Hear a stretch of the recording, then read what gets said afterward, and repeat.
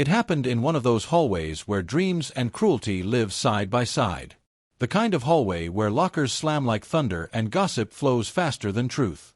Westfield High. Polished floors, shiny trophies, and kids who thought they owned the world. It was Amara's second day there. She was quiet, careful, holding her books like armor. A new black girl in a school that didn't make room for strangers, especially ones like her. Her shoes squeaked softly against the tiles as she moved through the crowd, invisible to most, until she wasn't. Out of nowhere came the hiss of a soda can opening, then splash. Ice-cold cola burst across her chest. It soaked her white shirt, dripped down her hands, her arms, her books.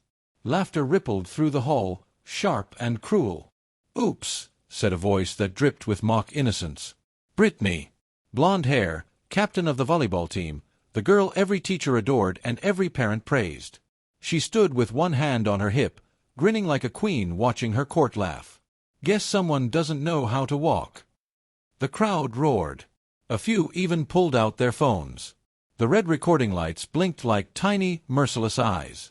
Amara froze. She could feel her heart pounding so hard it almost drowned out the laughter. Her hands trembled, but she didn't wipe the soda away.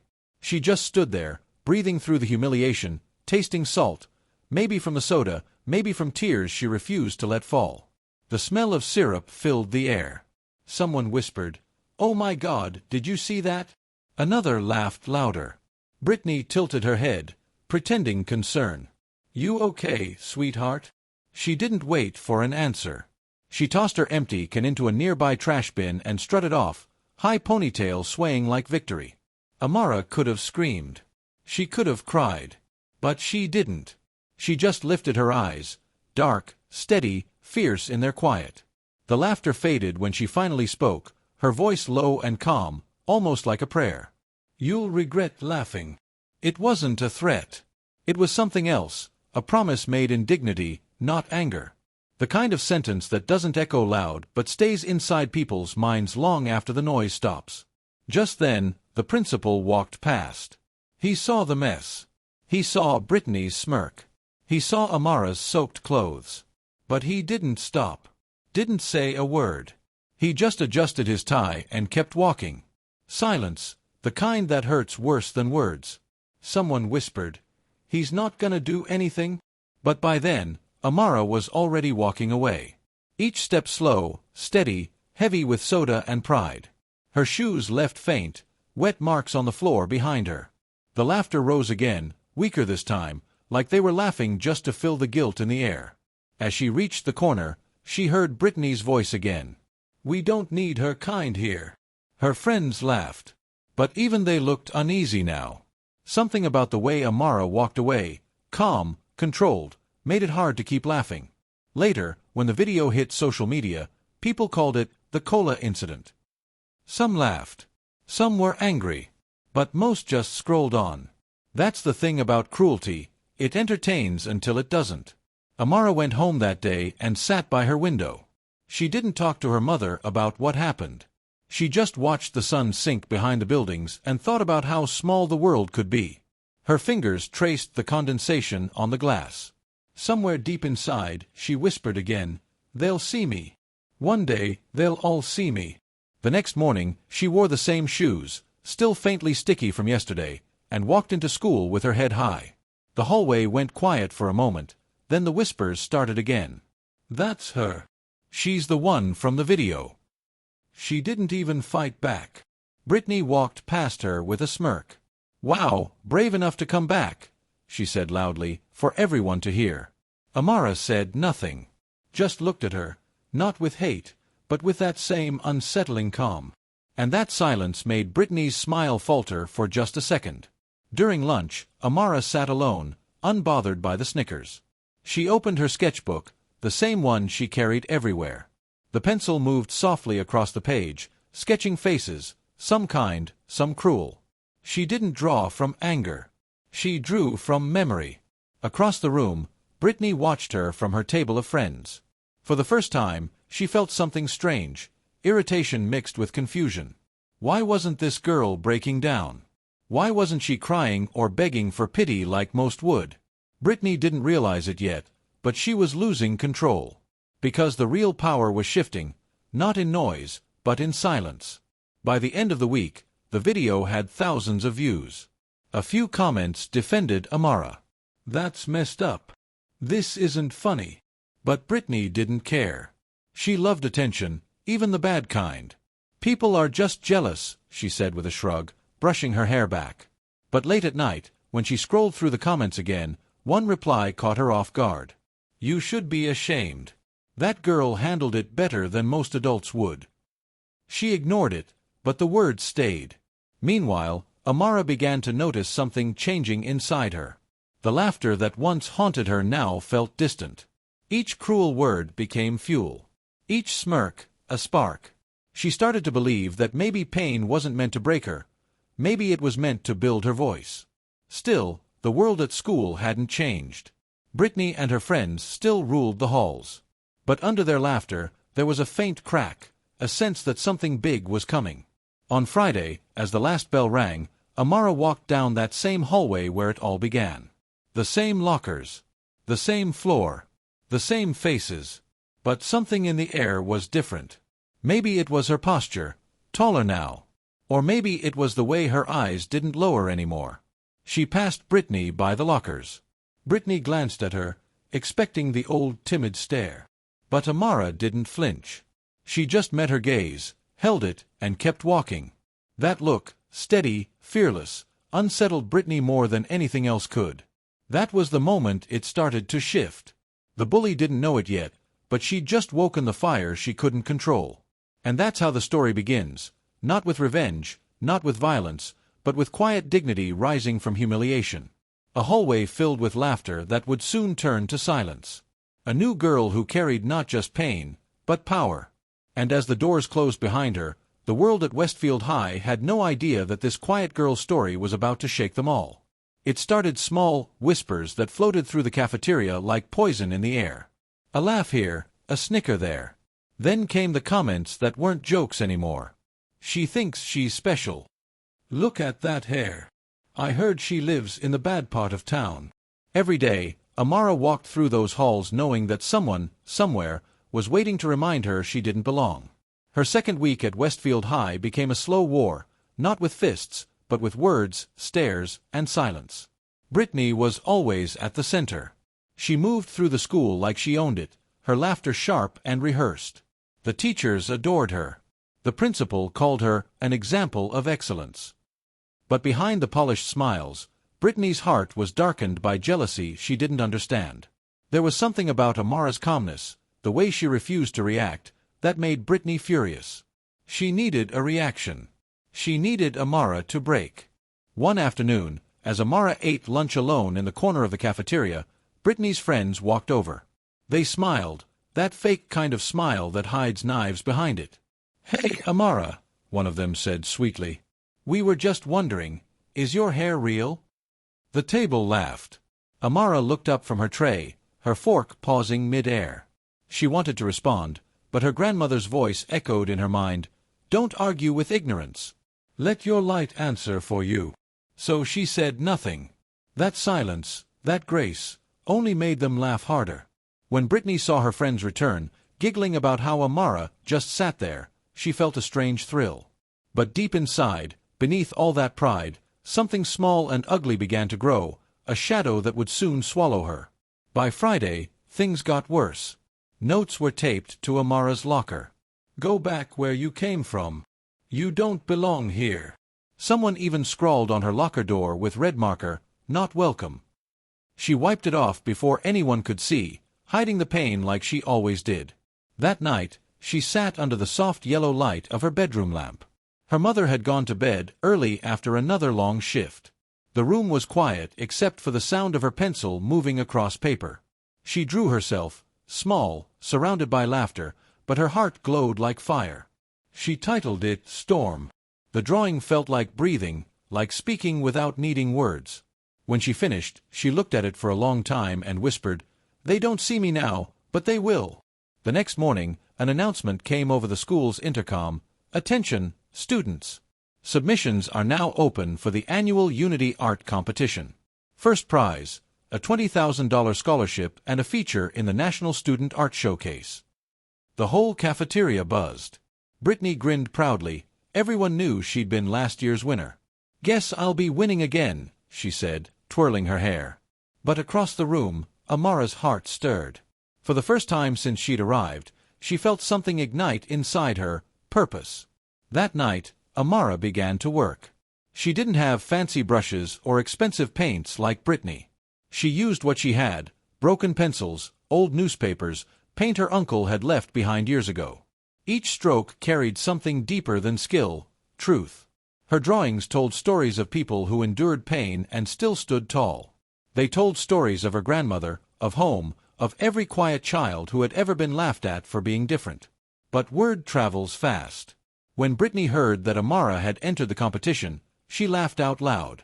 "She's competing against me," she said to her friends. "That's adorable." Her friends laughed too, but one of them, Sarah, stayed quiet. Something in her felt wrong. She'd seen the look in Amara's eyes that day in the hallway. It wasn't weakness. It was power waiting to wake. 2 weeks before the competition, Brittany decided she needed to teach Amara her place. She waited until Amara left the art room, then slipped inside with her friends. They found her sketchbook on the table, filled with pages of breathtaking drawings, portraits that seemed to breathe, scenes that spoke. Brittany flipped through them, her face twisting with envy. "These aren't even that good," she lied, tearing a page out. "Let's make sure she doesn't get any bright ideas." When Amara returned the next morning, her table was covered in spilled paint. Her sketches, the ones she'd worked on for weeks, were shredded, soaked in red, blue, and black. For a moment, she couldn't breathe. It felt like someone had torn a piece of her soul. Her hands trembled as she picked up what was left. Around her, laughter echoed from the hallway. She didn't have to turn around to know who it was. Brittany stood there, pretending to look innocent. "Oh no," she said mockingly. "What happened? Maybe you shouldn't leave your stuff lying around." The laughter that followed was crueler this time, sharper, more personal. Amara looked up at her, eyes steady, face calm. "You can destroy paper," she said softly, "but not truth." Her voice didn't waver. For a second, Brittany didn't know what to say. That sentence, too calm, too sure, unsettled her. She turned away quickly, brushing it off with a laugh. That night, Amara sat by her window again. Her hands were stained with dry paint, her eyes swollen from silent tears. But she didn't give up. She picked up what was left of her work and began again. This time, she used the ruined pages, the torn pieces, to build something new. She glued fragments together, turning destruction into design. Each tear, each stain, became part of her story. In the darkness, her mother peeked into her room. "Still awake?" she asked softly. Amara smiled faintly. "Almost done, Mama."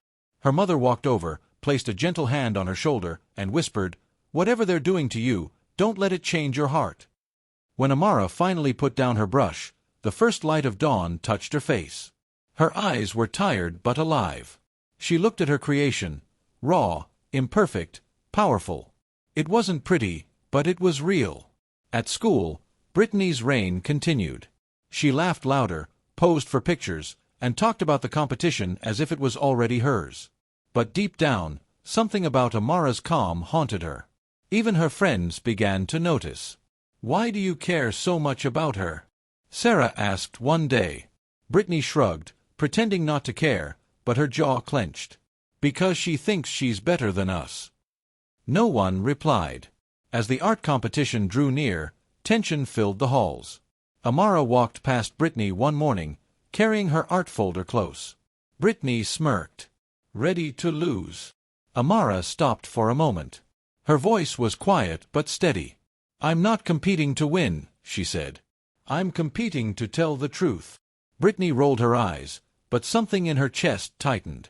She didn't understand it then, but the game she thought she was playing was no longer hers.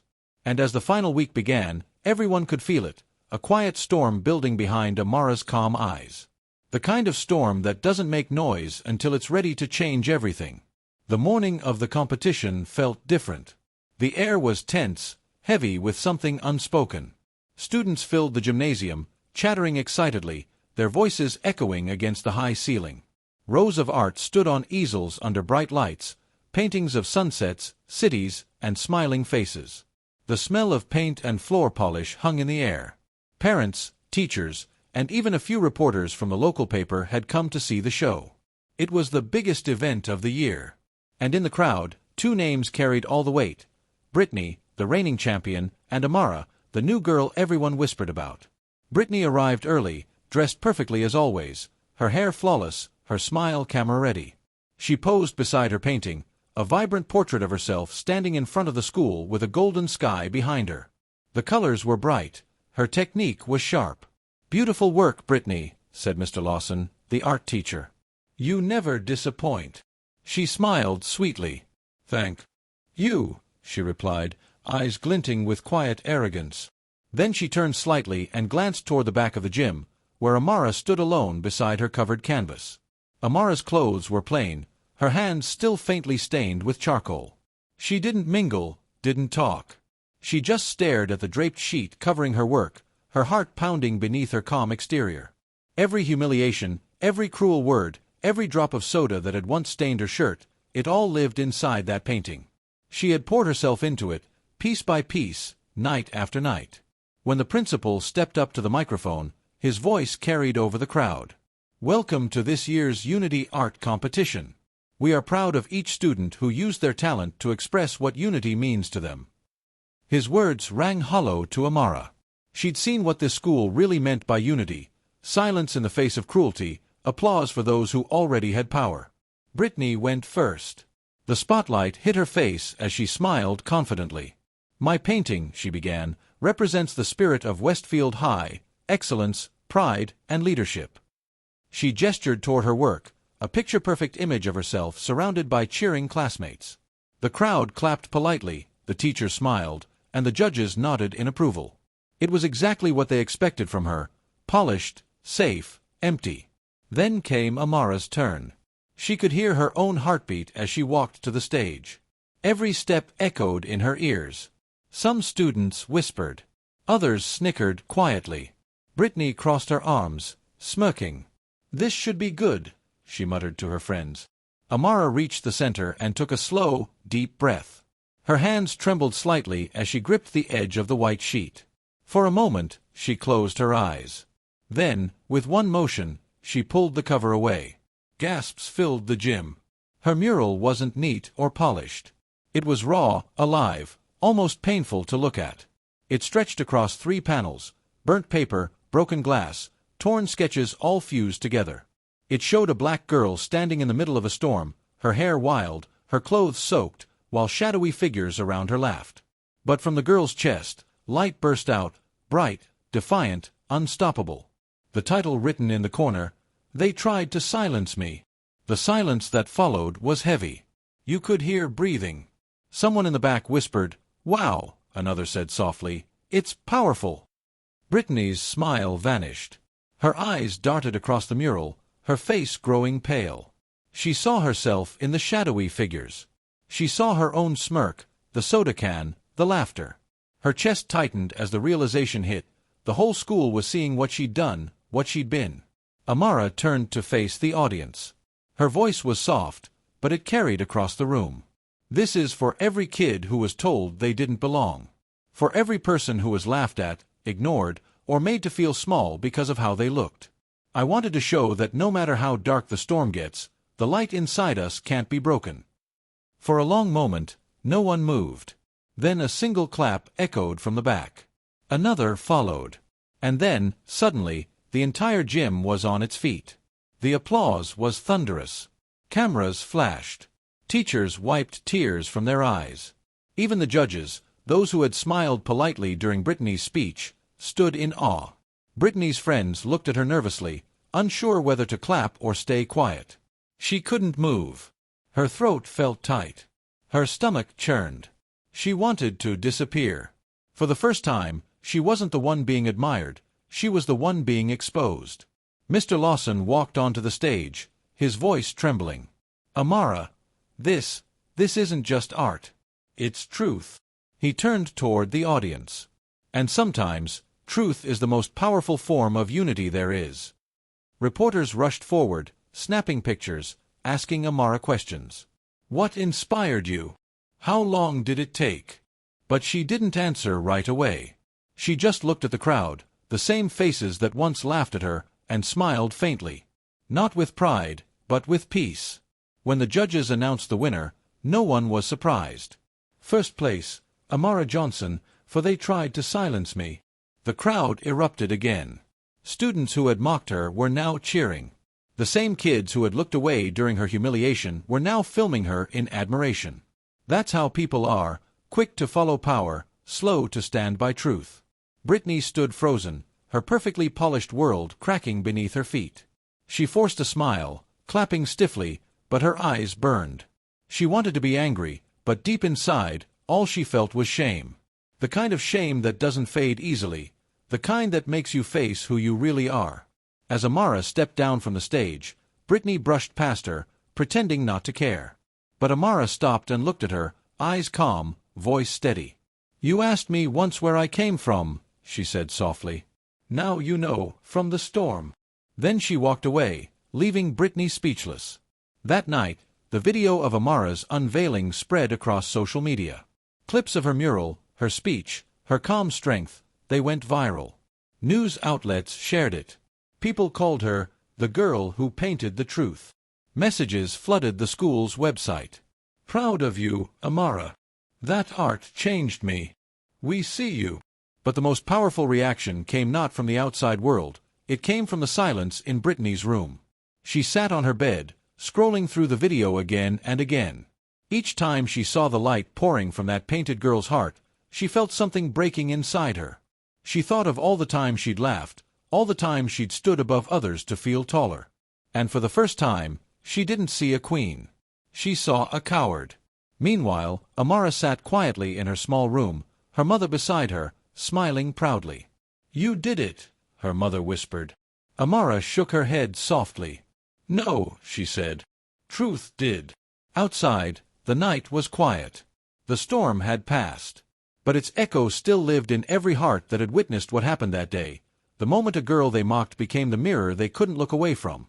And in that silence, something shifted forever. The next morning, the same hallways that once swallowed Amara in laughter felt different, quieter, heavier. Brittany walked through them with her head down, gripping the strap of her bag. Eyes followed her. Whispers floated like smoke. Not the adoring kind. Not the ones filled with praise or envy. These were the whispers of truth catching up.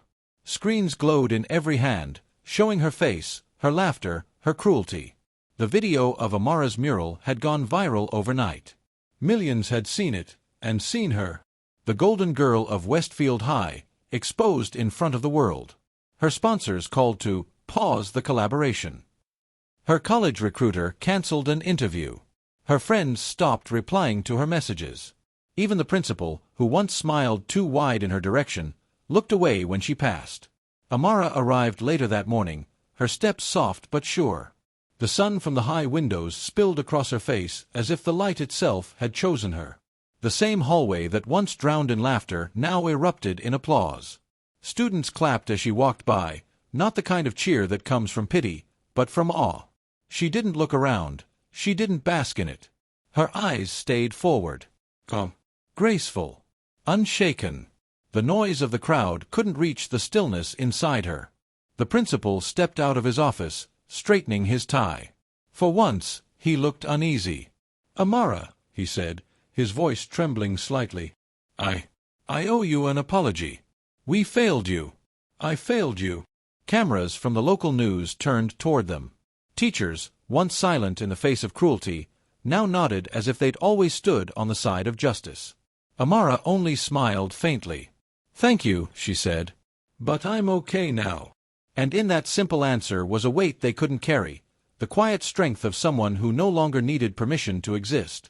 At lunch, the art department announced that Amara's mural had been selected for a national youth exhibition in New York.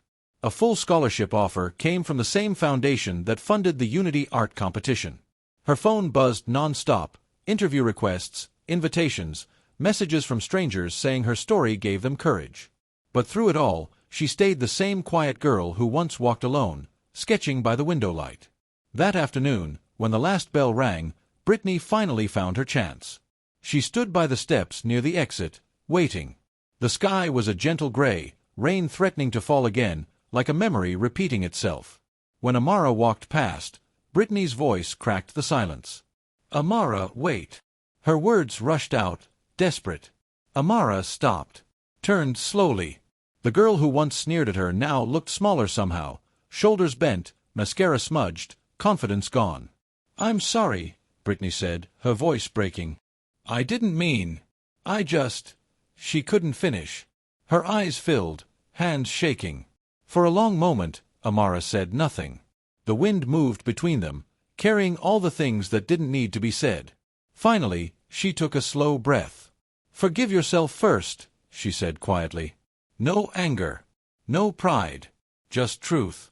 Then she turned and walked away, her footsteps steady, leaving Brittany standing in the drizzle, learning the hardest kind of lesson, the kind that comes after it's too late to undo what's been done. That night, as the sun melted into the horizon, Amara stood outside the school gates for the last time. The world beyond them felt wider now, full of possibility. She looked back once, at the building where her pain had been public, but so had her victory. And she smiled. A voice rose softly over the image, calm, warm, resolute. Sometimes, the strongest revenge isn't shouting or fighting back. It's rising. Rising so high that the ones who tried to bury you are forced to watch you bloom. Dignity speaks louder than cruelty. And silence, when it carries truth, can echo farther than any noise. As the camera pulled back, Amara walked down the quiet street, the sun lighting her path. The laughter that once followed her had turned into applause, but she didn't need it anymore. Because she'd already found what the world could never give her: peace. The screen faded to black, and the final words lingered like a heartbeat. The world may mock you for your difference, but your truth, when spoken with courage, can transform even your enemies into witnesses.